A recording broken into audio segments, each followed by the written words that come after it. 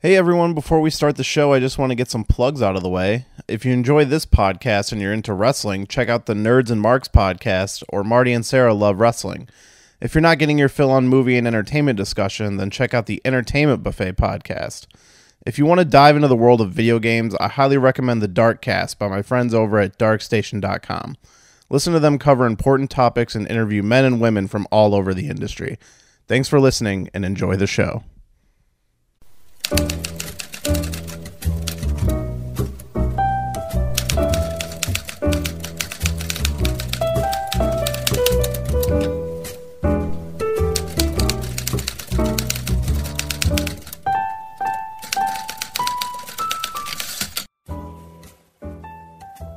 Hello everyone and welcome to today's shelved episode. Today's going to be a little different. We are going to be discussing a script, but I'm going to be doing it solo. It's not a script that really needed a guest. There's not a whole bunch to say about it because it's one that's not that different from the movie, but it is different enough to discuss because for me it's a film series that I really love and it's a movie that I liked that some people are more conflicted on, and that is the most recent James Bond movie, SPECTRE. And since this is going to be a little bit of a shorter discussion, I think I might go into some of my predictions for Bond 25 based on, some of the news that's come out so far.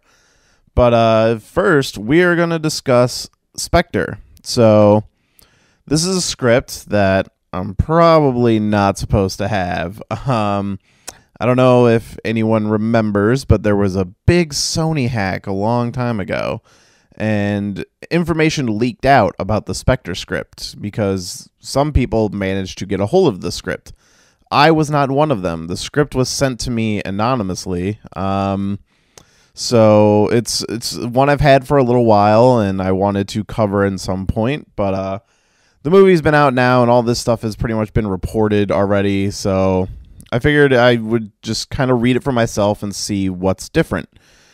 And the big word was always the third act, that the third act was a mess, and even in the final movie, you could argue that the third act is kind of a mess. Having just read this, actually, I finished it moments before I am recording this, which is the day it is going up. I would agree. The third act of the script it's a little different. And I love the movie. I do think it is a flawed James Bond movie, especially Daniel Craig started with, in my opinion, the best James Bond movie, Casino Royale. And I think Quantum is a highly underrated film. Like, it definitely had some problems coming out during the writer's strike, but overall, I think it's a great movie, very well made, and maybe one of the most artistic Bond films. Skyfall, I think, is pretty much universally loved. A lot of people compare it to The Dark Knight and how Silva was kind of like the Joker. And I get it, but, I mean, come on, that movie's great. So I think everybody can kind of agree with there if you're a Bond fan. My biggest issue is how they didn't continue the storyline from Quantum of Solace, and that whole organization aspect is completely abandoned, which I think was a bad move, but they kind of tie it up a little bit in Spectre. So why don't we start from the beginning? There's not a lot of differences, and obviously spoilers if you haven't seen Spectre at this point. But I'm not gonna go through the whole movie, but we are gonna go through what we need to cover and hit the parts that are different. So right in the beginning, we have Bond in Mexico City. The whole opening there, where he's watching the assassin that he's supposed to kill, based on the message from M. So all that beginning is the same. There's a couple extra lines added, like when he steps out onto the window, there's some extra lines. But for the most part, this whole opening is the same. The biggest difference through the opening is when he shoots the building and it blows up and it starts to fall. If you remember the scene where he falls and lands on the couch in kind of a comedic way, that scene is not there. Instead, he just kind of looks down and drops to his feet. I really like the couch angle better because that was something they complained about through a lot of the Daniel Craig Bond films is, oh, because of the way movies are now, we have to make them more seriously. We had to lose a lot of the fun in the Bond movies, and they were always kind of bitter about that. And this was the first Daniel Craig Bond movie that followed the traditional Bond formula and included a lot of those gags. And in the script, some of them are still there, but some of them are gone. And this is a good example of one of them that they either came up with on set or in further rewrites. Because one thing that's interesting to note, which I've never read a script like this before under these circumstances, so there are scenes in the script that are not in the movie. As with most scripts, they film a lot more than what they have to edit in. They cut out a bunch of stuff. But in this is a version that has rewrites on it, and there's just like highlighted sections that are like just listed as omitted, and those are not in the movie. And the couch gag is not omitted; it's just not in the script. So it's interesting to wonder how that came about. So the helicopter fight, the helicopter doesn't flip. It does mention that it like almost flips, like it's going, and it's like, oh, it almost flips upside down. But in the movie, they just full hog, like, hey, let's flip it. They add that little musical flourish, which I don't really like that part, but it feels reminiscent of The Man with the Golden Gun when they flip the car. That's what it's always felt like to me. And Spectre does kind of call back to a lot of different Bond movies throughout its runtime. So that's how I always felt about that. The biggest change here is after the helicopter flip, he gets a call on his phone from the woman that he left in the room. Asks like, oh, I thought you were only stepping out for a minute. And I think the actual line here is, I thought you said you wouldn't be long. And he says something came up. And then she says, well, I hope you found what you were looking for. And he says, it's a start. And, he looks at the ring, and then we cut into the title sequence. So I've never read a script for a Bond film. There are a couple out there. Tomorrow Never Dies, I know, is out there, which I have not read. But one thing I always wondered, do they put the title sequence in the script? And this one absolutely does. And I haven't rewatched the title sequence to see if it matches completely, but in here it says, titles, the tentacles of an octopus take us on a floating journey through the past, spiraling down, the drowning Vesper, the sweat-drenched Lashif, the oil-soused Agent Fields from Quantum of Solace, the insane Silva, the dying M. Bond is caught in the middle, torn and confused. And that's all they say for... Oh, no, I'm sorry. There's actually more. It says, now funeral mourners mix through into the desert. The octopus tentacles become Bond's veins. An injection of blood courses through them and becomes the red in the Union Jack. The flag wraps itself around a bulldog, which shatters to reveal an envelope. Inside the envelope, a picture of Bond. I definitely don't remember all of that stuff being in the credits, but it is interesting to know that that stuff is straight up in there. Now, if you watch the movie, coming straight out of the credits, we're in M's office. He slaps the paper on the desk. What were you doing in Mexico City? It's a little different in the script. We actually have a connecting scene here. And this is actually going to be a running thread throughout the script. There's a few connecting scenes that were not in the original movie that are just completely cut out. Some of them are just establishing shots, so I'm not even going to touch on them. Like when him and Madeline first get to wherever they are later, when they go to the hotel, there's like an establishing shot that's not in the movie, and you don't really need it. I believe there's also one when he first gets to Rome and is driving around. So this one we get, it actually has a little more importance, and that's Bond walking through MI6 to M's office. Everybody's kind of whispering to themselves like, hey, obviously Bond is in trouble. Everybody knows it. And that it's addressed in the movie where everybody says, it's what everybody's talking about, but we never actually see everybody. And this is like, here's a little scene of him walking to the office. And I think it's much better in the movie. Just cutting to the desk is the right move. And it was just a transition scene. You really didn't need it. But in that scene, we do see that cameras are being installed. And if you know anything about the plot of Spectre, it has a lot to do with the new merger and C in control of communications and setting up this spy network, which I believe is called Nine Eyes, or has some stupid name like that. But there's a lot more emphasis on the cameras, which brings up more of a point later when he questions him that they're spying on MI6 agents, and he says they watch everybody. I mean, like, obviously they watch everybody. You saw them install the cameras, so that's one interesting thing to note, and they do comment on it a few times. So if you remember the original Spectre trailer, the teaser trailer, which you can go find and watch, the scene where Moneypenny brings him the box of stuff from Skyfall seems to take place in his apartment. And then if you watch the movie, once he leaves M's office, she walks up to him and is trying to give him the box then, and he tells her, and that's where those lines from the trailer are. She's like, the personal effects from Skyfall. But in the original teaser trailer, it was in his apartment. It was in a much more serious tone, like, ooh, here's this box. And this one's like, oh, hey, they released this. Here's your box for stuff from Skyfall. In the original script, it is just like it is in the teaser trailer, which means they filmed it that way and then went back and changed it, which is interesting to note. So she comes to him and is like, they have the scene where he tells her to come over, but then it's, she comes to his apartment, and that's where they go through all that dialogue and everything.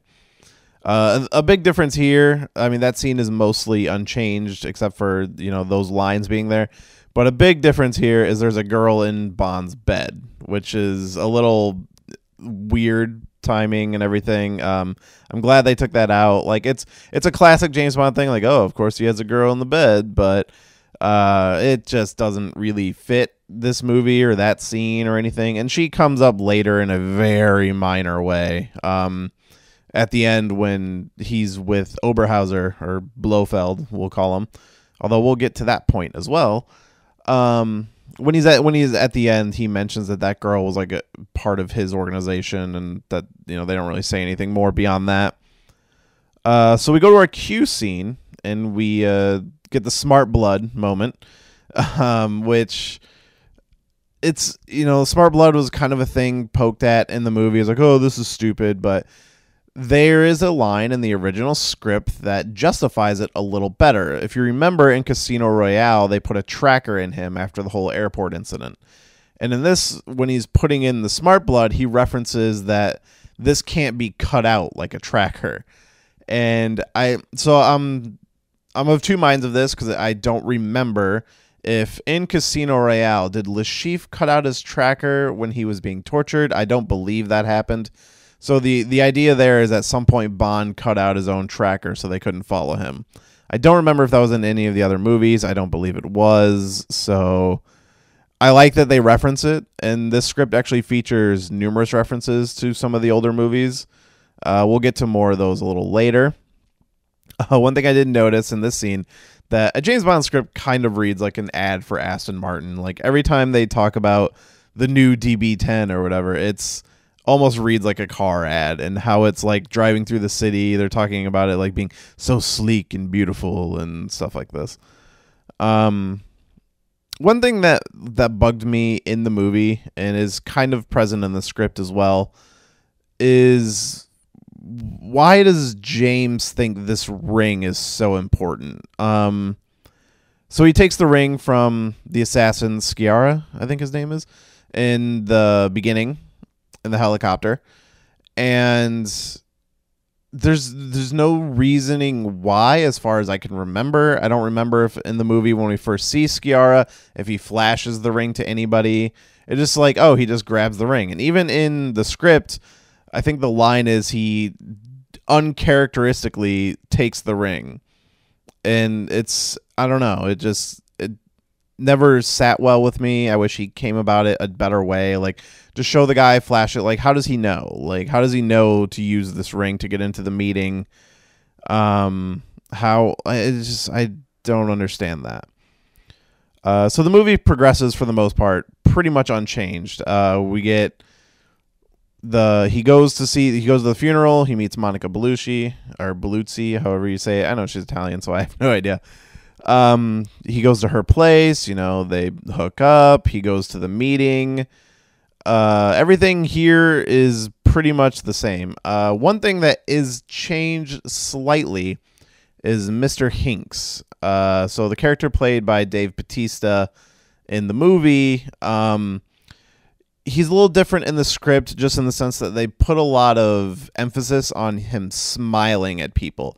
I don't remember him ever smiling in the movie. He's just a big, brooding hulk of a man, which I think works better. But in this, it's like every time he's about to do something evil, he smiles.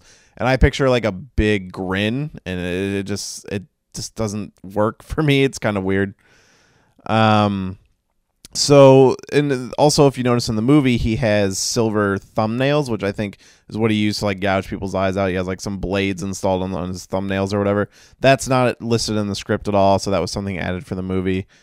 The one thing that's a little different here is when Oberhauser reveals himself, his line is, a little different. And if you remember in the movie, he's kind of addresses him and kind of comes out of the shadows and looks up at him on the balcony, and he's like, I'm trying to remember. He says his name is the thing, and it's just a little different. I think the line in the movie works better, where he's like, James, it's been a long time. And in the script, it's welcome, stranger. It's been a long time, but now here we are. Can you hear me? I can hear you. I hear you breathing. And then he looks at him and says, Bond, James Bond. And I don't like that as much. Like, I like it better of him just looking at him and be like, James, it's been a long time. And then James slinks out of the room because he recognizes him. That worked better for me. But that's kind of the only real change here. And there's definitely dialogue changes throughout the entire script like that. But for the most part, I would say 80% of the dialogue in the script matches the movie. So we get our car chase. And in the car chase, there's an extra little scene. For the most part, it plays out exactly like it is in the movie, except before when he's hitting all the switches to try all the gadgets and stuff, he hits one that says atmosphere, and it starts like playing music and stuff, which is, I don't know, it's kind of funny. It's another one of the gags that they cut out, but I think that scene works better in the movie without it. The one gag about the slow old man driving is really all you needed. One thing that the script pointed out to me that the movie kind of fell, like I didn't notice as much, was the emphasis on all the terror attacks happening. So a big complaint with the movie is Spectre, and especially Oberhauser, doesn't actually do anything. And in this movie, there's multiple references to, or in the script, I mean, there's multiple references to terror attacks happening all over the world. And in the Spectre meeting, they talk about these attacks, so you know it's from them. And the whole idea is they're coordinating all these terror attacks to scare all the nations of the world into joining Nine Eyes. So then they have access to all these nations' spy networks and communications and stuff. It's actually like a brilliant plan, but I think the movie just doesn't emphasize these things enough for you to really put it all together as well. In the script, there's a lot more emphasis on it. Like they briefly mention the terror attacks in the movies, but in this, you kind of see them on TVs, and there's a little more conversation about them. I think that stuff is done really well. It makes Spectre seem like they're doing more. And at the end, actually, we'll say that we'll get there. But yeah, I really like that. It just makes Spectre seem like they're actually doing more instead of just being in the shadows and not really mattering. So our next major scene we get is when Bond confronts Mr. White. And again, for the most part, the scene is different, or the same, I mean. What is different is when he shoots himself. He basically, like in the movie, Bond is like turned away and he puts the gun to his chin and shoots himself.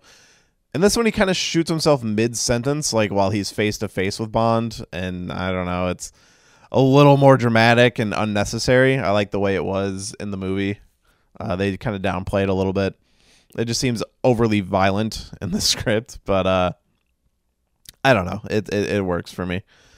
There is another scene that was completely omitted of M talking to Moneypenny about Bond and what he's out doing, and Moneypenny telling him about the message he got from the original M, and that's not in the movie, so it's kind of, I think it actually works better having this scene omitted, because it just shows M's faith in Bond later when he decides to let him do his thing and he's on his own and blah, blah, blah. Like, we have to rely on him now just because that, like, the relationship between Bond and M is one of the more important aspects to a James Bond film for me. And I thought with Judi Dench and Daniel Craig, the 3 films that they did, that was an important arc through all 3 of those movies. And it becomes believable in Skyfall when she dies and kind of where the relationship is at this point. And then, he's still obviously building that trust with the new M, Mallory, but having Moneypenny tell him, like, oh, this is what's going on, kind of takes away from that moment later on in the movie. So I'm glad they took that out. Okay, where am I in my notes here? So we get this, again, the movie continues as it does. Like, all the biggest changes occur in the 3rd act, so I'm kind of just trying to touch on all these little changes before we get there. So we meet Madeline, the whole scene in the Alps, or I believe that's the Alps. I don't know if they ever specify. But yeah, so, he goes to see her. She gets kidnapped by Hinks, that we have the whole plane action scene, which is all done exactly as it is in the movie. Everybody kind of complains that, the whole idea of between Bond and Madeline falling in love, that it happens too quickly. I agree, but I really like all of their interactions, and all of their interactions are very believable. And it's not completely out of the realm that he would fall in love with this woman who is very capable, kind of the same way Vesper was very capable. And there are definitely plenty of references to Vesper in the movie. But like, everybody kind of holds up there like, oh, Vesper was the one, and Bond would never fall for another girl as easily as he fell for Vesper. But I feel like it all makes sense. And I think, honestly, the only way you could have changed that is to add her into the movie earlier. Like, maybe he stumbles upon her early on and doesn't know who she is, and then finds out who she is later. And maybe she's present during the scene with Mr. White, and that's how he finds out. But I don't know. It's one of those things. You can't really do anything about it. But maybe putting her in the movie would have helped a little longer. Like, if she had been around from the beginning and was part of this whole cat and mouse game. But I don't know. I guess it would have been harder to maneuver through that movie, I guess. So the next scene, I want to jump to the train scene. So when Mr. Hinks shows up and him and Bond have their last fight. Again, all the same. Just them fucking each other up in the train. The biggest difference is, if you remember in the movie, a rope gets tied around Batista's neck, the thing gets thrown out of the train. He says shit, it drags him out of the train. So Mr. Hinks is silent throughout the whole movie. That's his one line. And in the script, before he even gets the line out, he gets dragged out of the train, and Bond says, oh, I thought he would never shut up. And they add in a joke. It's a little har. I don't like it as much. I like that he just says the one line and gets pulled out, and then they go bone because they just survived something traumatic. I like that a lot better. So it was kind of funny to read that scene, knowing the movie. But overall, I like him having the one line, which I believe he talked about on a podcast, and talked about having to, I think it was maybe Chris Jericho. He did a podcast with Chris Jericho a while back. His second one, more recent one. And I think they talked about that and how he was supposed to put on this accent for one word and how he had trouble with that. But yeah, I love that fight scene. It's very reminiscent of From Russia with Love, and to me, it's a really great homage to that. Way more brutal because they destroy like 2 train cars basically. So yeah, we get the train scene, which leads to them in the middle of the desert. And as we know in the original film, the car pulls up to bring them to the Spectre lair. And this is where everything kind of starts to be very different. So they meet Oberhauser. That, like, up until the point where they meet him is the same. They meet him in the room with the meteor. All the dialogue's pretty much the same. He brings them into the room with all the monitors, which is described a little different than what we see in the movie, but for the most part, it's all the same. But a good difference is he makes them watch one of these live terrorist attacks on the TV. And again, it just shows how they are influencing things. And this is what we need from a movie about a secret organization that the movie kind of failed on. Like, we don't see them acting behind the scenes as much. And I think throwing in this one scene of, hey, let's watch this as we blow up this truck, and how all these news companies start popping up on the TVs talking about it. And I think he says, like, you know, we drop a pebble, it creates a tidal wave and stuff like that. And that stuff's really good. And I wish that was still in the movie. I understand this is a long movie, so a lot of stuff had to be cut, had to be changed. Most of the changes come in the third act here. So in the original film, we go from that scene to the torture scene. But in the script, we go to a dinner scene where, you know, they're being served food. Madeline says she's not hungry multiple times as the waiter is still serving her. And then Bond slams the waiter's head into the table saying, hey, she said she's not hungry. And then, like, a couple laser sights appear on Madeline, implying that somebody's aiming a gun at her, which comes off a little strange because they never reference anybody pointing a gun at her. So it's like, where's that coming from? And then he's like, you know what? I don't want to eat either. Blofeld is. And so he tells a story, which is similar to the story he tells in the movie about, oh, you know, my family took in this cuckoo, as he calls him, which I know from Zelda as being a chicken. So he references Bond as being this little chicken that the family adopts. And, you know, it tells pretty much the same story he does in the movie of how the family liked them more than him. And he talks about how they played games or whatever. And Bond was like, well, why don't we play a different game? And they seem to relate on this. They know what he's talking about. And, of course, that game is poker. But since this is after the 2006 Casino Royale, it is Texas Hold'em, which is a direct reference to Casino Royale. They're going to play poker. And he tells a story of how Bond and Oberhauser's father used to play this game, and they would bet hazelnuts. So they have 2 trays full of hazelnuts. And, you know, kind of reliving their childhood games.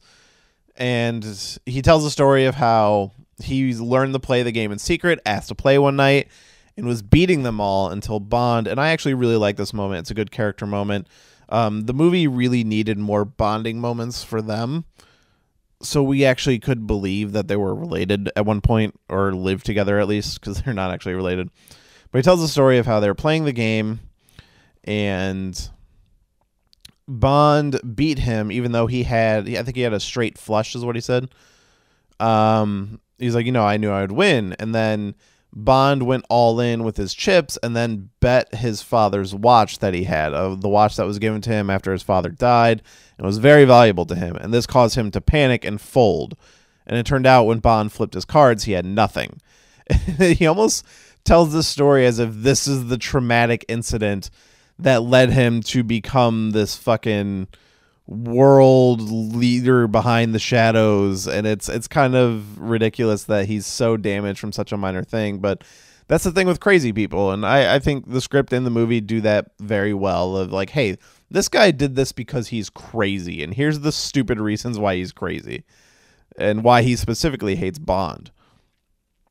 But I like this scene. They play poker, and they kind of go through the same thing. Bond just keeps calling and making him, like, Bond has nothing, and Oberhauser ends up with 4 kings, but Bond just keeps playing the hand knowing he's going to lose. And in the middle of it, he tells a story of like, hey, you were adopted too, which is a twist different from the movie. And he says, you know, Oberhauser isn't your real name. It's and it's not the same as the movie. It's Ernst Serbin, which I should have watched this before. I don't remember if he says that in the movie, but then Oberhauser says he took his mother's maiden name of Blofeld. There's no mention of Blofeld in the script, which is a shame. And I think maybe they would bring that in the sequel, which we'll discuss when I get closer to the end, which, I mean, we're almost there. So I really like this scene in the script. So instead of the torture scene, we get this card scene, which, I don't know, maybe takes away some of the tension and maybe slows it down a little bit. But I really like the idea of them reliving this childhood game and Bond bets his watch again, or he gives him his watch again. But if you remember, the watch is a bomb. So instead of, you know, her throwing the watch at them in the torture scene, Bond puts the watch on the table after having wound it, flips the table, and it explodes and, you know, still scars Blofeld. He still shoots his way out of the base and it blows up. But the difference being, on the way out is he pulls a hard drive out of a computer. And then, you know, the base blows up. They take off in the helicopter. Now, from this point on, the movie is very different from the script. I shouldn't say very different because a lot of the stuff is still there. But the way it plays out is very different. So if you remember in the movie, Bond meets with M and Moneypenny, and they kind of go on a tear through London. M goes to take down C, while Bond goes, he gets basically taken and presented to Blofeld inside the old MI6 building. And honestly, I like this in the movie because I like that M gets something to do and Moneypenny gets a little more action. I like that there's like kind of two different things going on. And this is different. He meets M in a room and he presents him with the hard drive. And he makes a better connection to the older movies than the actual movie does, where he says, you know, they're all connected. Le Chiffre was the money and Silva was the tech. They don't reference green or quantum at all, but God, I hate the way that movie is just brushed aside because I fucking love Quantum of Solace. But, you know, I like that connection to the older films, but instead of, you know, the splitting up in the action scene, for some reason, M calls in a bunch of soldiers, which never get to do anything. They never get used. It's just like, you know, you think they're preparing for something and they never come up again. But instead, Bond goes to meet C, who, when he handed over the hard drive, he's like, who do you think is the head of their communications? Which, again, I like. It connects Spectre a little more. So he goes there, and all of the lines that M has in the movie, Bond is saying to C in the script. It's all identical. It's just different characters speaking it. So we get the same scene, which, again, reference to Casino Royale, where C pulls out his gun, but Bond has the clip. And in this, he just shoots C. Like, I kind of like in the movie where C, you know, C falls through the building. This, it's a little more cold-blooded, which, you know, works for Bond. And then we get on the monitors, Blofeld's face pops up on all the computers in the building and tells him to go outside, which, again, that's a scene I like. That's a very Spectre-like secret organization thing to do, and I think that works really well in the movie. Or in the script, because it wasn't in the movie.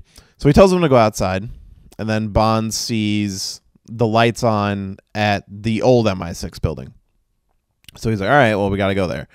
And from this point on, it's very similar to the movie, except we don't have the stupid piece of paper pictures of Eva Green's character, who's Vesper, and Silva, and Le Chiffre. Like, none of that stuff is there.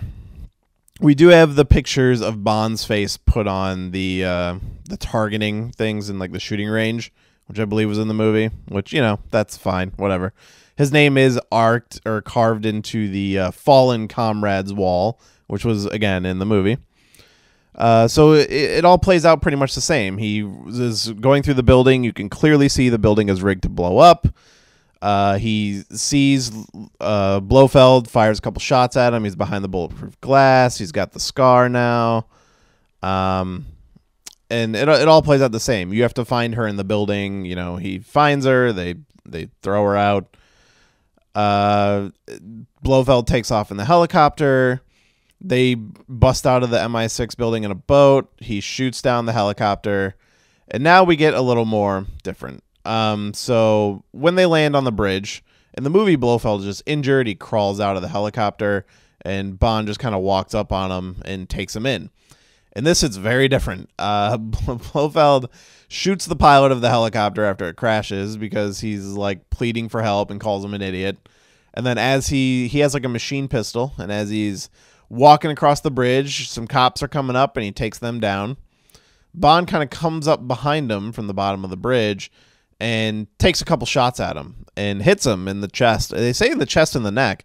They don't really reference if he is bleeding to death, if he was wearing a bulletproof vest. I mean, if he got hit in the neck, he's pretty much going to bleed to death, but they don't specify. Like, maybe it just grazed his neck. I don't know. But yeah, and so Oberhauser gets taken down, but he gets one shot off at a Bond and hits him in the shoulder, and then Bond pins his gun to the ground and puts his gun to Blofeld's chin. And Blofeld is just like straight up Arnold Schwarzenegger, kill me, like this is how it has to happen or whatever. And you know, Bond doesn't do it. You know, he takes him in, walks off the bridge, but as he's walking away, Blofeld is yelling for him to kill him. So it's similar to the movie, but just played way more intense. And Blofeld does more. He shoots some cops. He shoots the pilot, which is keeping in turn with Spectre in the older movies, how they'd always kill the people. Well, actually, they didn't kill the people that failed them. They always killed the people standing next to the people that failed them, which never made any sense to me. But, you know, it's different enough. I think that should have maybe remained the same, because it gives Blofeld something to do. Because you watch the movie, Blofeld doesn't do much. He kind of shows up and, you know, they have their discussions. I love all the dialogue. I really love all of the scenes of them talking, and there's more of it in the script. I think it's all done very well.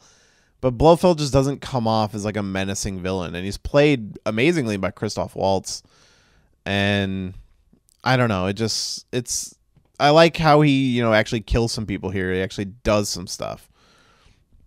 Okay, so now we're going to go into the biggest difference, or the biggest thing, I think, for the end of this movie. So, you know, it plays out the same. He goes to Q Branch and he gets his car. Him and Madeline take off. But a very important difference is she says, where are we going to go? And he says, it doesn't really matter. We have all the time in the world. And that's, I think every Bond fan knows what that means. So in the Bond series, if you've never watched them all, specifically in the movie On Her Majesty's Secret Service, that movie ends with James Bond getting married. He takes out, that's the one with George Lazenby. He's a really bad actor, which holds that movie back, but that movie is actually very good. And he gets married to the daughter of like a drug lord or something. Like it's kind of a little off for James Bond, but so he marries her, Tracy, and he's already defeated Blofeld in the movie, supposedly killed him. And as they're like leaving after their wedding, Blofeld shows up and unloads on their car with a machine gun, and Tracy gets killed. And the movie just ends. It's dark as fuck. It's insane to think that it was like, I don't know, the 6th or 7th James Bond movie, and that's how they choose to end it. And it's one of those things like, whoa, like this is dark and that's crazy. But in that movie, he tells her before she gets gunned down that they have all the time in the world. So obviously you can't end a movie like that nowadays, especially with no commitment to another movie. Like you haven't already filmed it. Like the only way you can end a movie like that is if it's one that's guaranteed to make money, or if it's one where like you film 2 movies back to back and you know the second one's coming like soon after. So what does that mean? You can't kill Madeline Swan at the end of the movie. So now we're going to get into some Bond 25 speculation. So they recently confirmed Daniel Craig is coming back for Bond 25. But what I didn't notice at first is they actually confirmed him for 2 movies, which that's what they were trying to get originally. They had signed Christoph Waltz on for 2 more movies, only under the condition that Daniel Craig comes back. So in my opinion, they have to bring back Christoph Waltz. They have to bring back Blofeld. They have to continue that story. And if they don't, it's going to be ridiculous. I'm going to be pretty mad, because you have to end out the Daniel Craig run like as a complete story. And I think they skipped Quantum in kind of the grand scheme of things, and that's always really eaten at me, and I hope they don't do that again. So I think there's rumors that it is going to be based on one of the books that was not written by Ian Fleming, which would be a first, I believe. And the working title, I guess, is Shatterhand. And I think that is the name of one of the books. I'm not 100% sure. Maybe one of the short stories. But I think you have to bring back Blofeld. And I think they kill Madeline in the next movie. And you obviously have to introduce some other villain in the movie as well, like Blofeld's new right hand, and he'll be the main villain for this movie. And then the next movie, Blofeld is straight up the last villain. And, you know, they end the story. Bond kills Blofeld, sails off into the sunset, and that's the end. And then we come back with a new Bond series. Maybe you just... I feel like at this point, like, do you reboot with a new character and every new actor gets his own arc? I don't think you do that. I think maybe you can just bring back a new actor, just do more Bond stories, and now every movie after this is standalone.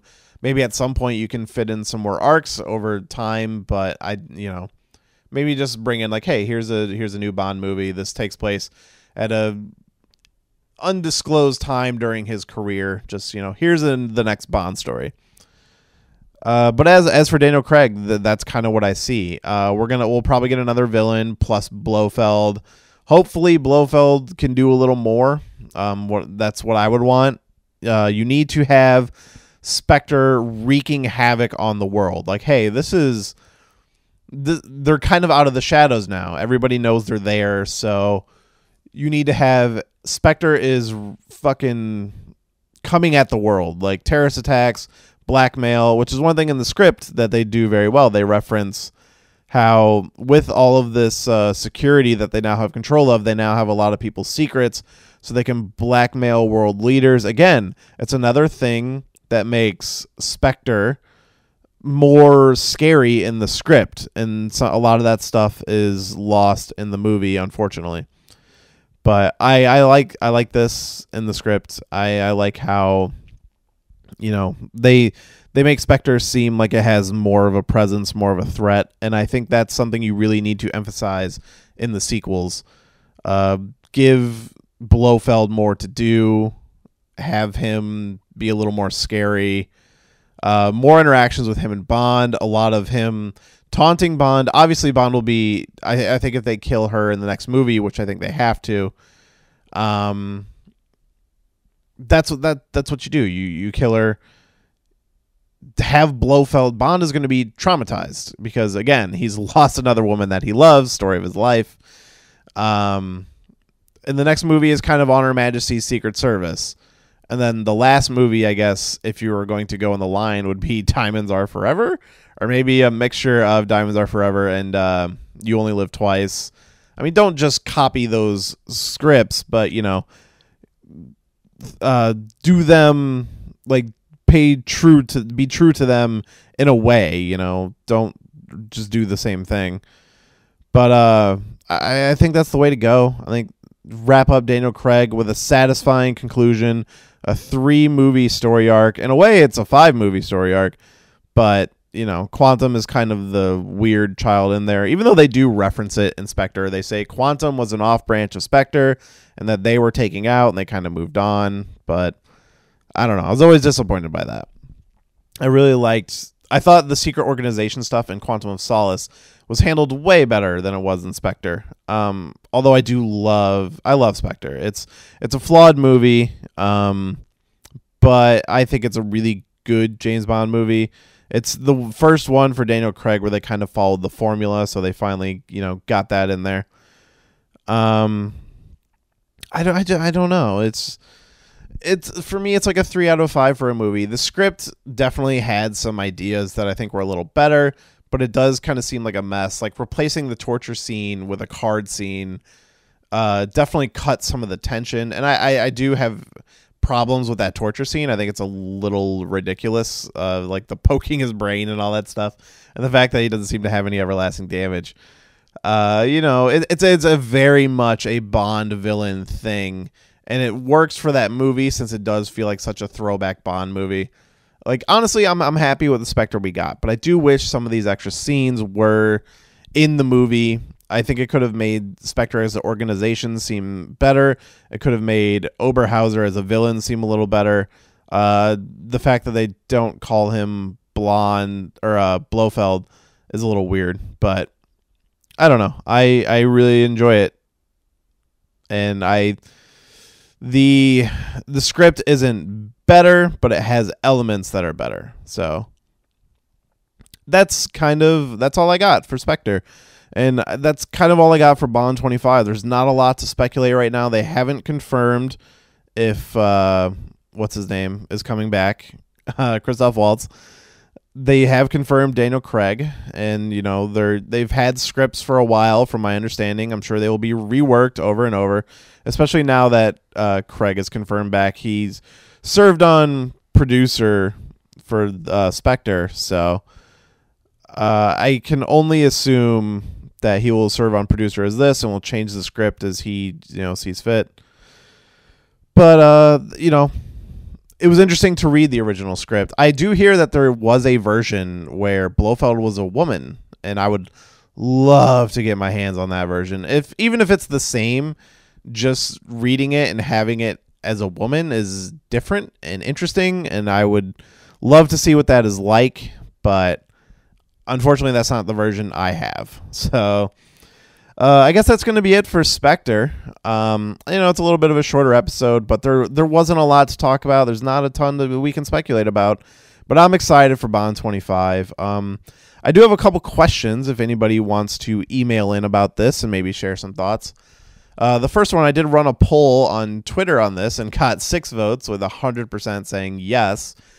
But how would you want an R-rated Bond film? I think it would be interesting, especially now in the days of like, hey, we made Deadpool R, we made Logan R. Like, I think R-rated movies are kind of coming back in a way where studios see that if the property is good, that R-rated is viable. So that's a question I'd pose out there. Would you want an R-rated Bond film? And one thing I've heard kind of people suggest, and I would actually love this idea. Would you want the next series of Bond films to be period movies? Would you want them to take place in the 60s or in the 40s or the 50s, like kind of more close to the books? I think that would be a really cool idea. Like, don't just hire an actor for like 4 movies, just do a little 4-movie arc and make them period movies. I think that'd be really fun, really cool. You don't need to have like one villain that like Spectre. You don't need that. Just do something a little fun. I think that could be really cool.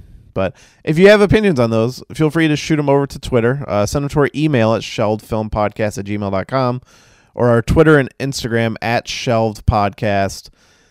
Be sure to rate and review us on iTunes. I'm getting some script episodes set up.